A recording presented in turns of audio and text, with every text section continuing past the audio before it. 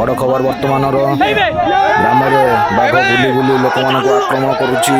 गत काली खैरा ग्राम में 2टी बाघ पशि 20 अधिक लोक आक्रमण कर जहाद्वारा किसी लोक मृत्यु घटार सूचना मिलूँ। आउ कि अत्यधिक सीरीयस हो कटक को स्थानांतरित होती काली द्विपर घटार सूचना मिली जोटा कि ग्रामवासी मान 20 अधिक लोक को आक्रमण कर सत्वे 2-3 जन लोक मरीजार सूचना एत सठिक सूचना मिलना कि मृत्यु किसी लोकर घटी आउ कि अत्यधिक सीरीयस हो कटक स्थानांतरित होती आउ कि पाख मेडिकल चिकित्सित होती।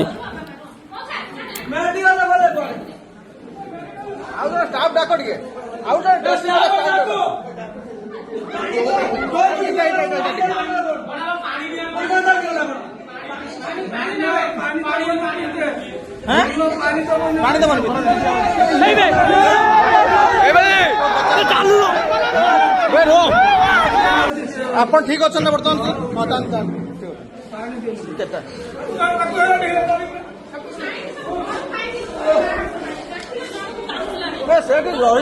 रही फरेस्ट वाला आसिक